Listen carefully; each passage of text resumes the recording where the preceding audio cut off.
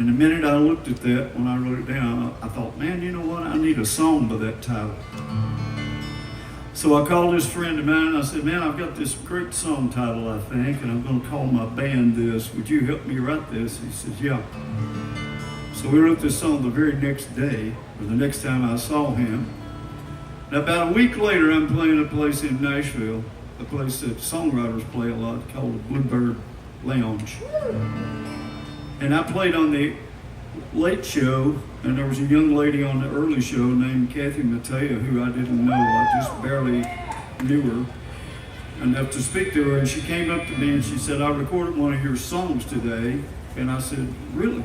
What was that? You know, and she said, well, it was called Lonesome Standard Time.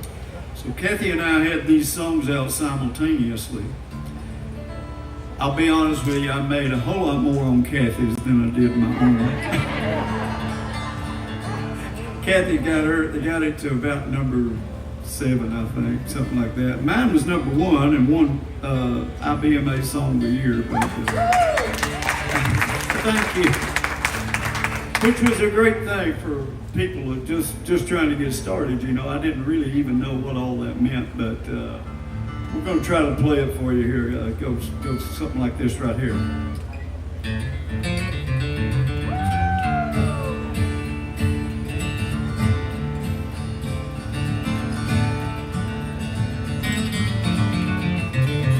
Do you feel a kindred spirit to the sound of pouring rain? And does your heart start to yearning when you hear this train? If you'd like to take that train ride, someone left behind. You don't need a watch to tell you you're on Lonesome Standard Time. Or do you sit alone, think about and roll up from the past? Do you feel a bit more empty every time you raise your glass? If the memory of her kisses seems to shiver up your spine, you don't need the wind to tell you well, you're on Lonesome Standard Time. Now when you hear them old sad songs, do you hang on every word?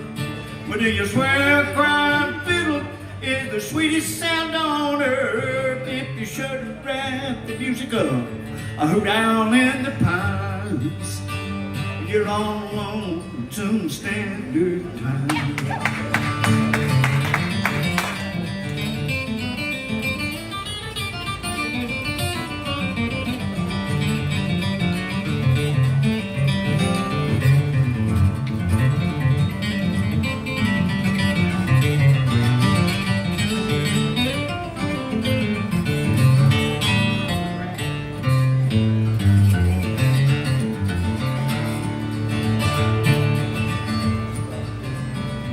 Well, there's a bigger clock ticking across the zipper zone.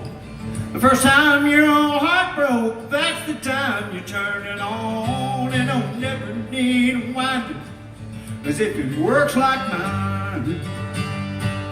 There ain't no doubt about it, well, you're on Lonesome Standard Time. Now when you hear them old sad songs, do you hang on to every word?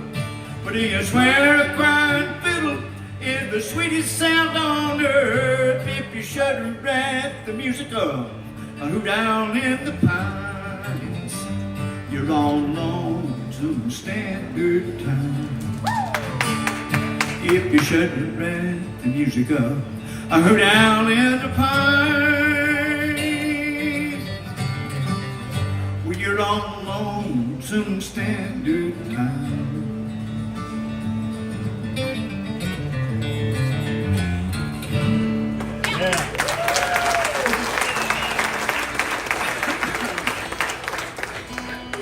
Thank you very much. I appreciate that. Clay Hess on the hot guitars over here, my favorite guitar player in this world.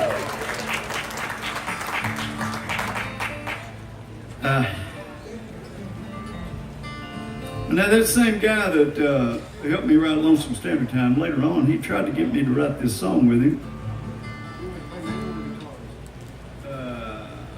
It don't matter, I think. he had actually given me this song title 2 or 3 times, and I guess I just didn't hear it. So he went ahead and wrote it with somebody else. But once he got it done, he let me record it. So, if you listen to Bluegrass radio, you probably heard this at some point. Probably tune better if I quit banging on that thing, eh? This weather's brutal on it, man. Well, it's been in the AC for... This thing's old and cantankerous.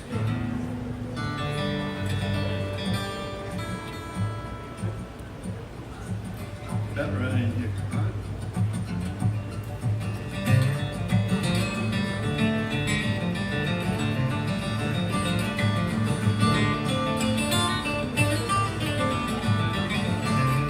Mom and Daddy were great believers in the virtue of hard work. Up and down that piece of farmland, they kept their hands in dirt. Well, it's a hard education when your cradle is a back row. And early on I was well acquainted with the working end of a hoe. But it was in my 16th summer, and I was wearing out on school. And Daddy knew I was just a fat boy with less sense than a mule. But he knew in his wisdom I could gain some self-control if I took the lower 40 on the working end of a hoe. Where the shoulders ache, the neck is baked, cotton is on the tongue. A 3-week war on crabgrass and the war had just begun. Summer tan, blistered hands, there I came to know. The many of mine was opened on the working end of a hoe.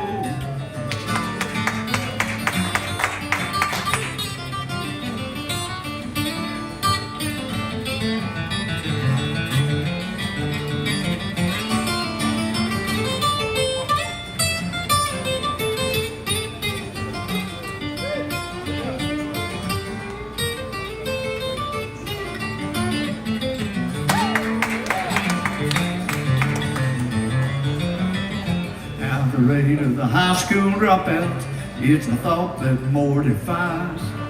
But hanging in a local hardware store for $14.95 is the almighty answer these hearts would undergo if they had to spend a good hot summer on the working end of a hoe. Where the shoulders ache, the neck is baked, and cotton is on the tongue. War on weeds and crabgrass, it's a war that's just begun. Summer tan, blistered hands, all would come to know. The many of mine was opened on the working end of a hoe. Summer tan, blistered hands, all would come to know.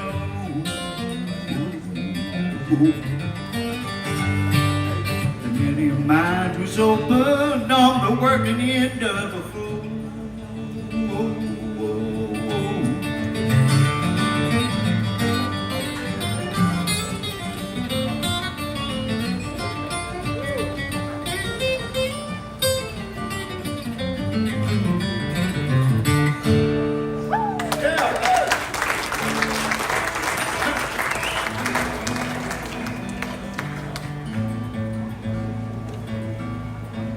Now, nearly every little town you's ever in, there's always some old boy knows how to fix anything.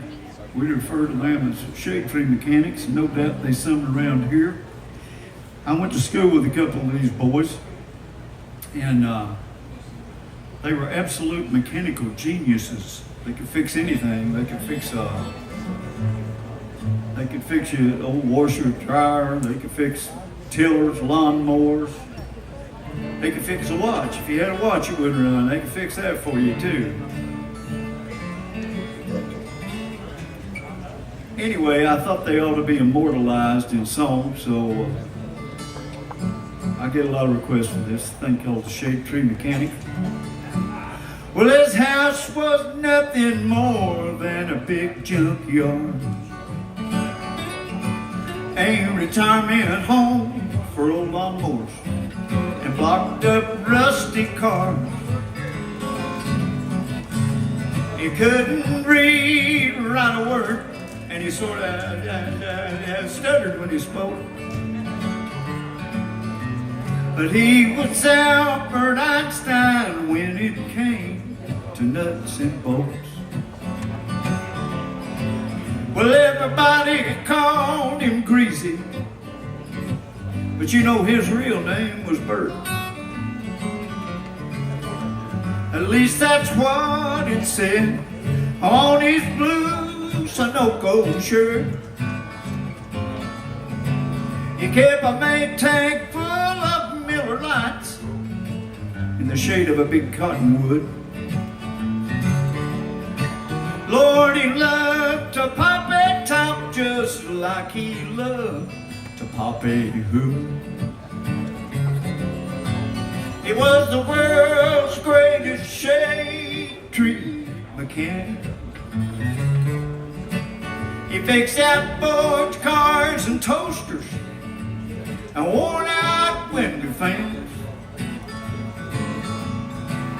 And no job was too big on the planet for the world's greatest shade tree mechanic. Turn it around, son.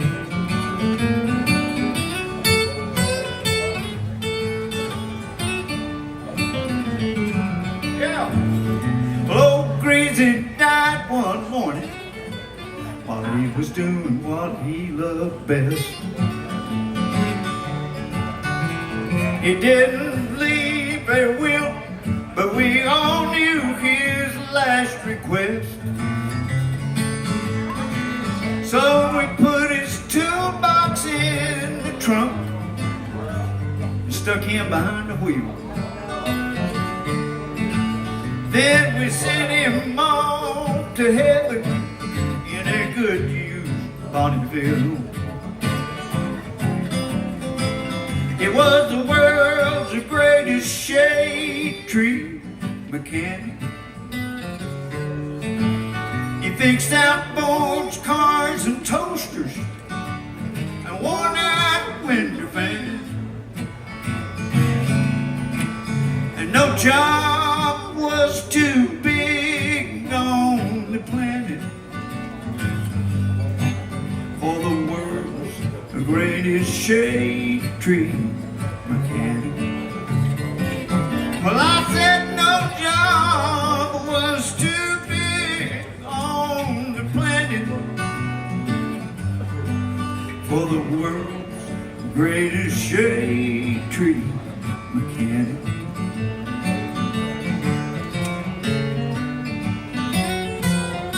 Take it easy, Greasy.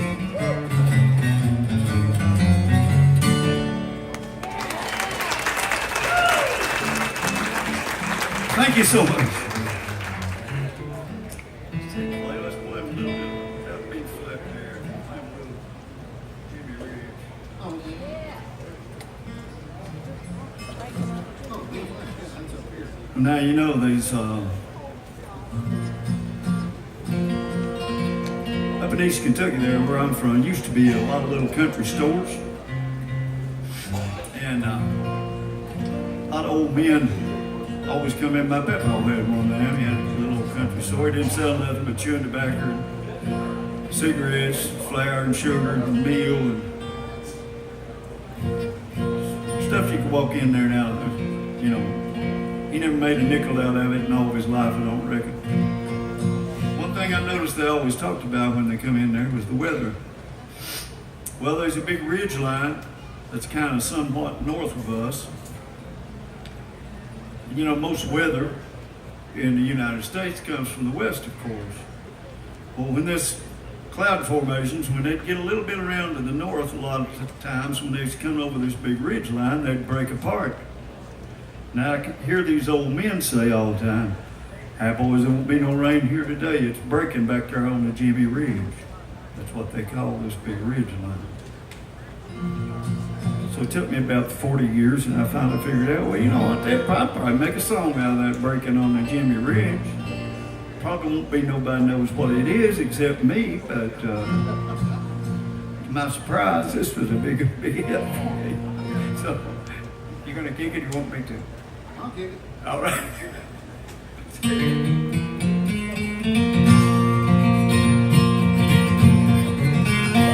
Rob Butler was a weatherman, but it wasn't on TV. He knew if it was gonna rain, all the signs he seen. Well, he knew it meant wet weather when he heard the tree frogs sing.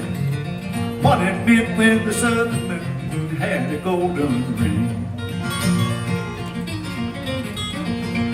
Now the farmers came for miles around when it got hot and dry, hoping for some good news when he looked up in the sky.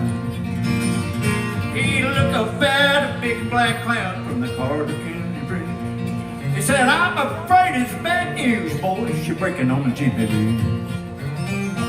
She's breaking on the Jimmy Ridge, boys, breaking on the Jimmy Ridge.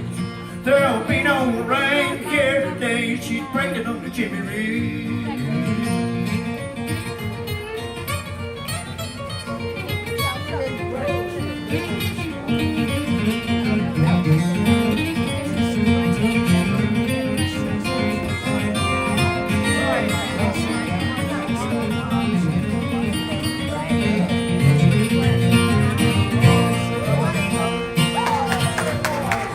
Nowadays there's satellites and Doppler radar screens, and some dude with a PhD to tell you what it means.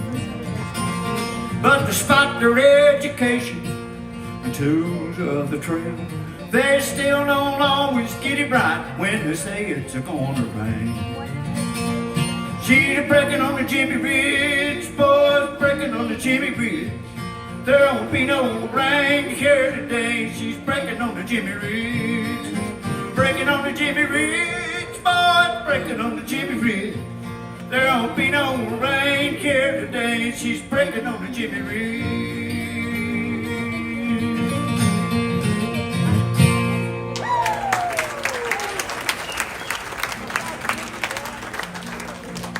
Thank you.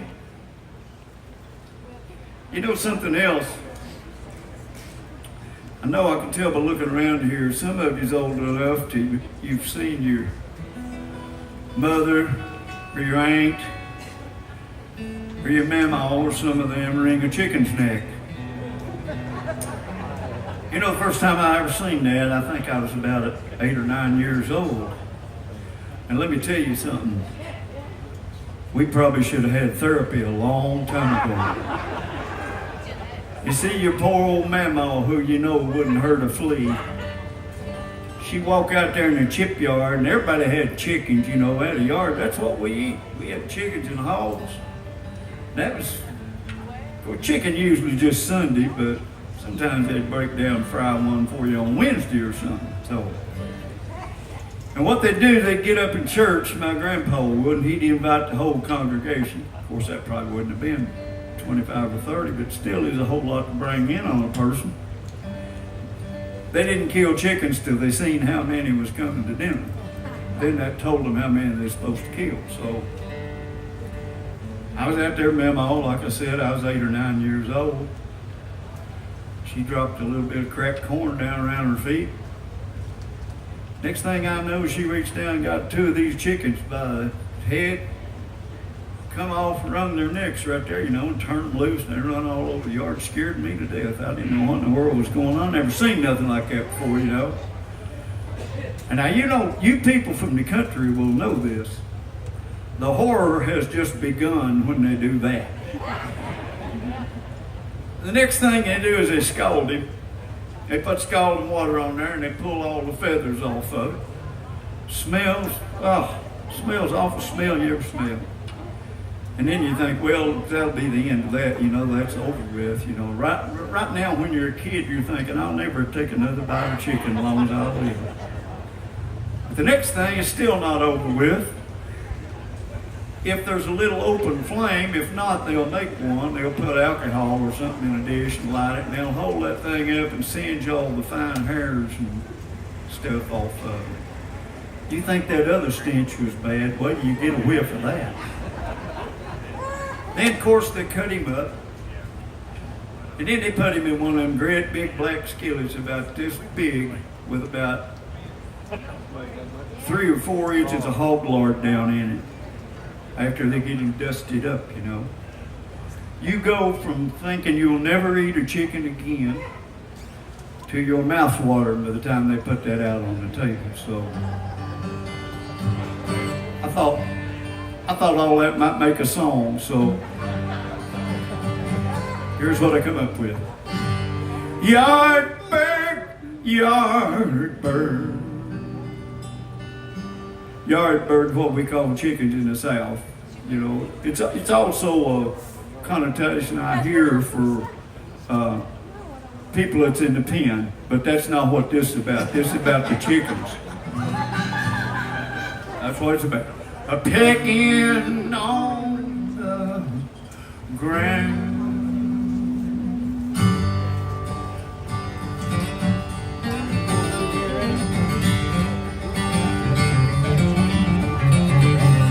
I said, yard bird, a pecking on the ground.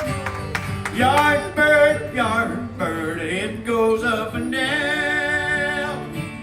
Makes some real good dumplings when Sunday rolls around. Yard bird, a pecking on the ground. I remember Mama Polly with her apron full of corn. She'd drop some down around her feet and the chickens, they would swarm. She'd snatch one up and wring its neck and the feathers, they would fly. We'd fight over the pulley bone once she had him fried. Yard bird, a pecking on the ground. Yard bird, it goes up and down. Makes some real good dumplings when Sunday rolls around. Yard bird, a pecking on the ground. Let him peck like that.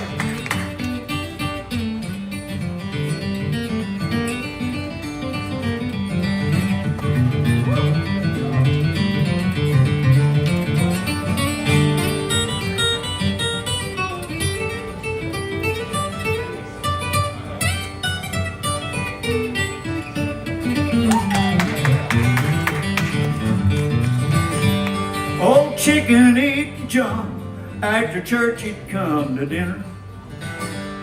He'd eat up all the white meat after preaching to the sinners. He'd leave a great big pile of bones how he could scarf it down. Thank God we had yard birds a pecking on the ground. Yard bird a pecking on the ground. Yard bird, it goes up and down. Makes some real good dumplings when Sunday rolls around. Yard bird, a pecking on the ground. Come on, help us out now. Yard bird, a pecking on the ground. Yard bird, it goes up and down. Makes some real good dumplings when Sunday rolls around. Yard bird, a pecking on the ground. I said, yard bird, a pecking on the ground.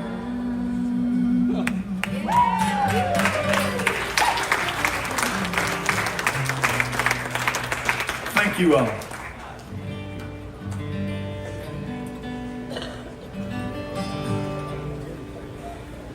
Back in the 80s, this lady I knew worked in a recording studio up there one day called me and told me, she said, Cord said, George Jones is in here recording one of your songs. She said, I'll leave I'll put something to jimmy the back door so you can get in. Maybe you can get in there without them running you off and listen to him sing this thing.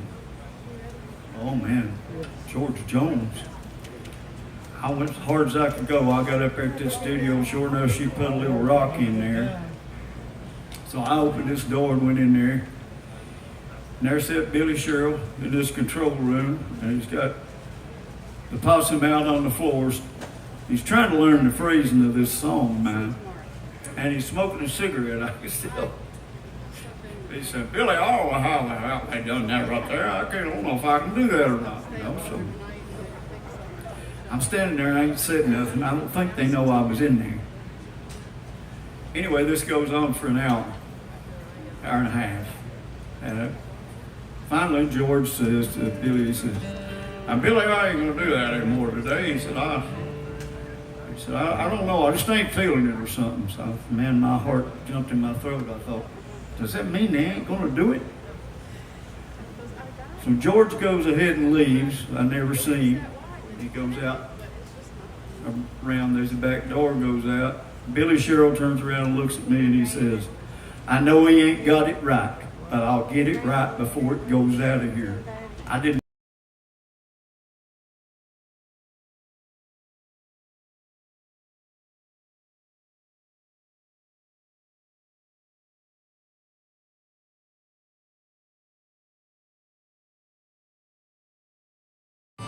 George was just kind of trying to get back on the radio and stuff. You know, he had been, well, you all know George's tale. So, still, greatest singer of all times to me.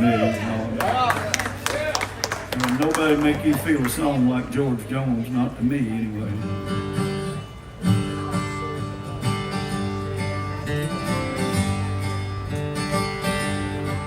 I remember my grandfather's counsel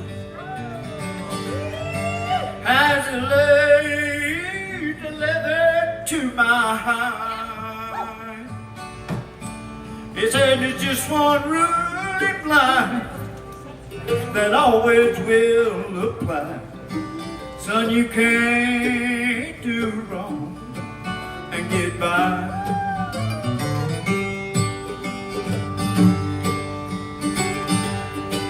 Now lessons, they tend to fade as we grow older. And I found myself in jail at 25. As I sat there by my lawyer, the old judge, he looked me right in the eye. Said, you can't do wrong and get by. Well, you can't do wrong and get by for very long. But you're wrong and your trouble multiply. Well, you may not face a care, but you'll face the man on high. But you can't do wrong and get by.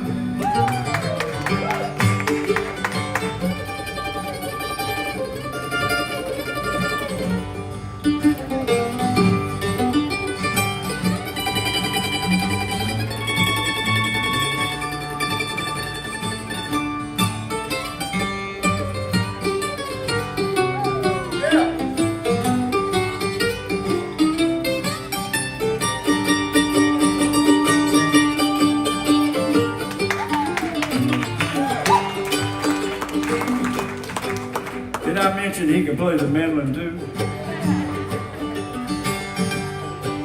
Now once I had me a wife and loving children. Oh, but I gave in to the pleasures of the night. And she used my granddad's very words to say her last goodbye. She said, you can't do me wrong, big boy, and get by. Well, you can't do wrong and get by for very long. do wrong and your troubles multiply. Well, you may not face a care, but you'll face a man on high. Well, you can't do wrong and get by. No, no. Well, you can't do wrong and get by.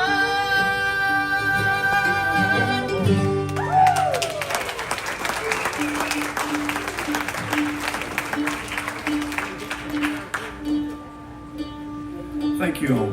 You're so kind.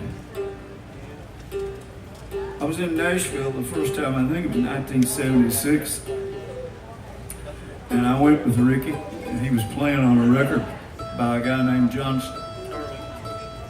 See what it picked up? No, but I'll find it here in just a second. So I got to go over there and watch them, and they were recording this song. Yeah. They were recording this song, and I thought, man, if I ever make a record, I'm going to record this song. So I really loved it a lot. Of course, I couldn't sing it like John Starling. Nobody could. John's one of my favorite singers, too. Yeah! But I had a really big record on it myself. So since Clay's got the mandolin out, I'm going to play it for you.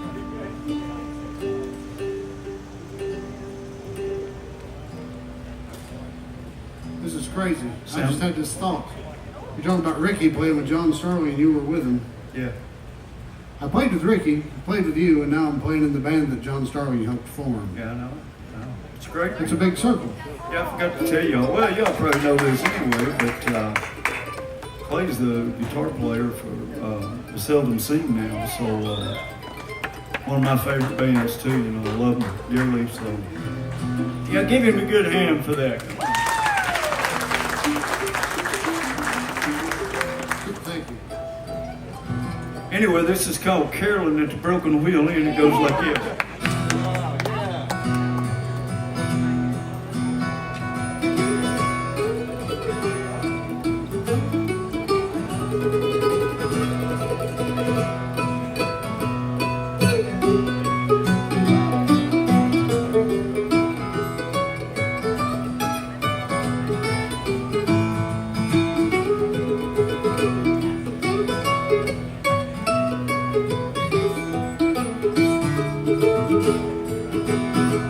Well, a big cardboard suitcase and a 4-year-old Buick. Ain't this a hell of a life? A hot Texas farm road, some quality footwear, supporting 3 kids and a wife. Well, Rose, it ain't easy, 'cause I do get lonesome, and I know it's a sad thing to say, but it's easy forgetting your wife and your family when you're 500 miles away. Well, Rose, if you hear me, then try to forgive me, 'cause I feel it coming on me again. Come Saturday night, I'll be in El Paso with Carol at the Broken Wheel Inn.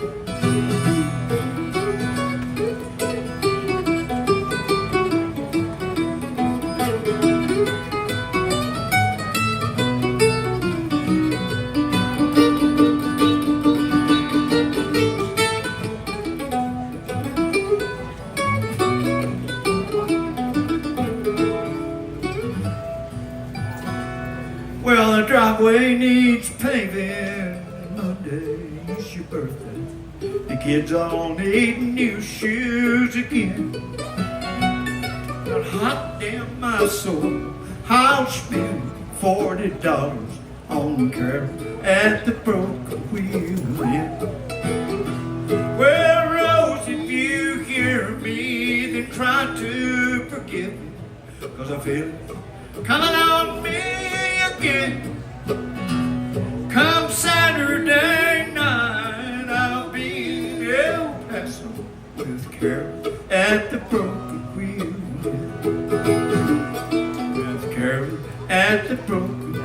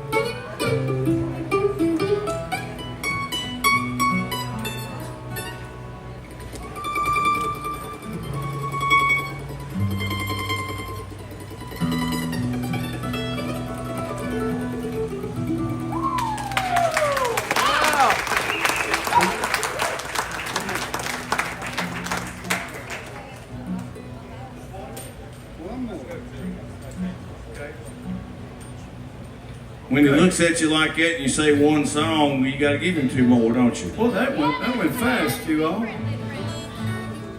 I had 100 songs wrote down here and got to do 5 or 6 of them. That's all right. I want to play you this song. You know, gospel music always been a part of Bluegrass and always been a big part of our life. And, you know, I was raised in an old Freewheel Baptist church up home, and there was this guy that was a minister around there, and his what he always did when he gave altar call, he would always say, you know, they'd sing a song while people was trying to make up their mind whether they accept the Lord Jesus' salvation or not, you know, and he'd always say, if you're in here tonight and you ain't got Jesus, well, you're just as lost as a ball in high weeds. So, K. Junior Thompson's his name. One of the most spiritual men I ever met in my life. I thought he deserved a song, so that's what I used as a basis of that. I've heard him say it 100 times. I've heard him say it once in the revivals. And so here's what I come up with.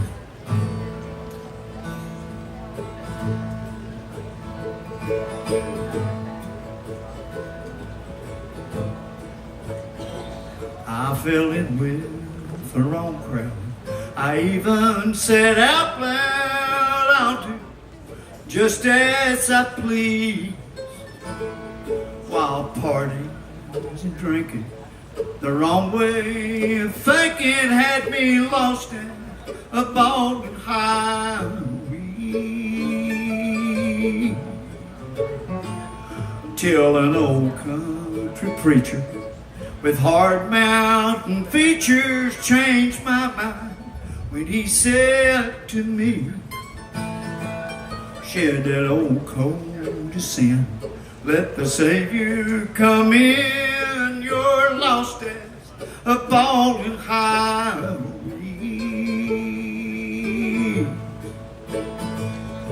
Well, they preach fire and brimstone with a passion unmatched in any man I've ever known. They spoke of God's plan of salvation and a beautiful heavenly home. Said if you die tonight, do you know where you're going? Do you know where that other road leads? Son, if you ain't got Jesus, fall down on your knees. You're lost. You're lost. You're lost as a ball in highway.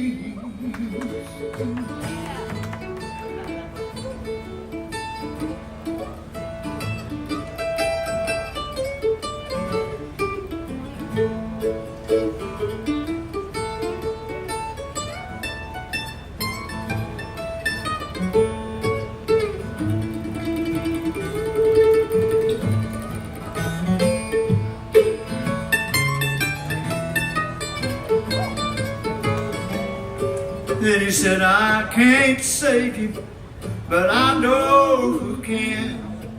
It's easy if you'll just believe. He's reaching down for you. Just take his hand. You're lost. You're lost. You're lost as a bone highway. Well, he preached fire and brimstone with a passion unmatched in any man I've ever known. He spoke of God's plan of salvation and a beautiful heavenly form. He said, if you die tonight, do you know where you're going? Do you know where that other road leads? Son, if you ain't got Jesus, fall down on your knees. You're lost. You're lost. You're lost as a falling highway. You're lost. You're lost. You're lost as a falling highway.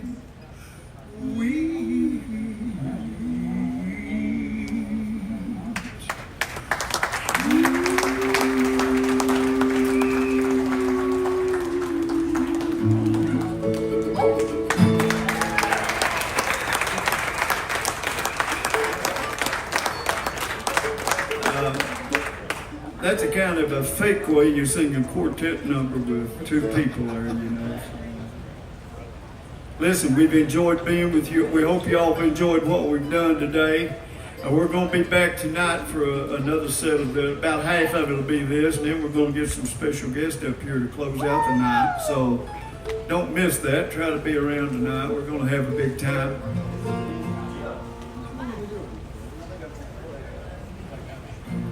I'm gonna play this song. How many old guitar players in the house tonight? Well, a few of you scattered around, and I guarantee some of you remember what a black diamond string was. Well, like I do all things, I look at everything like a song idea. So I'd had this written down in an old book, and I told my best friend in the music business, a fellow named Larry Shell, I had this wrote down. I told him what my little idea was for it. And he helped me write this thing. It's a great big record for our band. And we're going to close out with this one today. Thank you all for being here and being so kind to us. We appreciate you.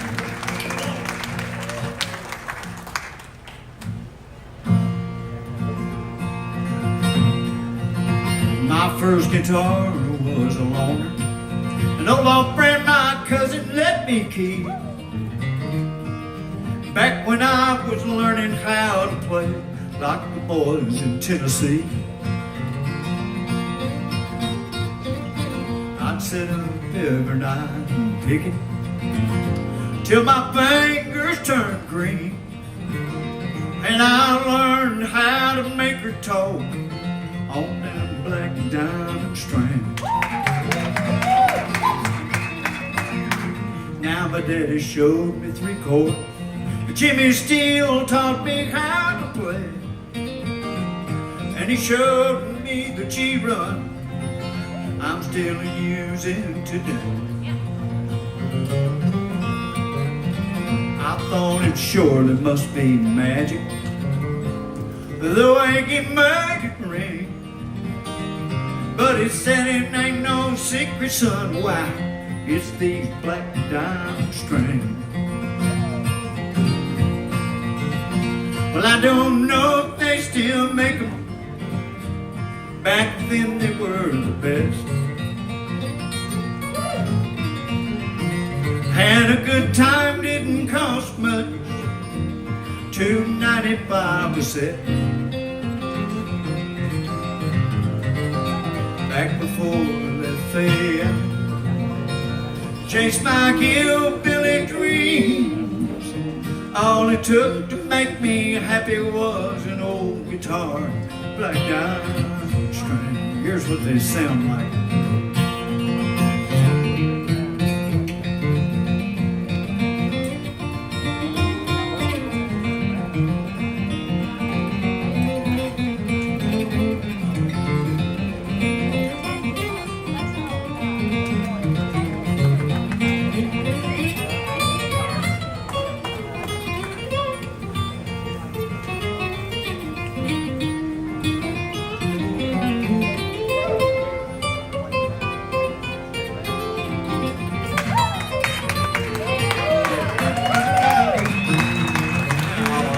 To the mountaintop, had my share of troubles too.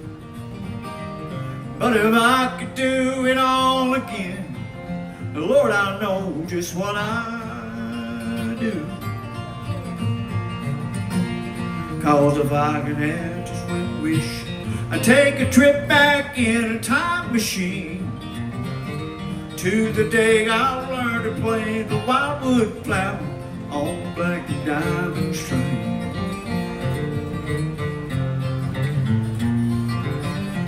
Well, I don't know if they still make them.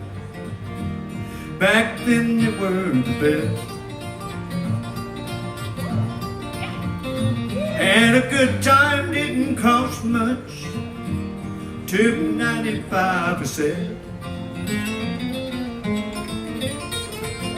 Back before they failed to chase my hillbilly dreams, all it took to make me happy was an old guitar, black diamond string. Hey, back before I left failed to chase my make-it-big dreams, all it took to make me happy was this old box and black diamond string.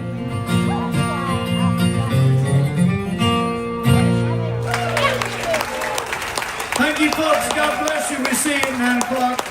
Oh, how about it one more time for Larry, Cordle, and Clay Harris? My goodness, what a fun show. I mean, that was a lot of fun, man. Great job, Larry. Great job, Clay. They will be back at 9 o'clock tonight, as Larry mentioned. All right, y'all. The line ditches are getting ready to do their last hoorah.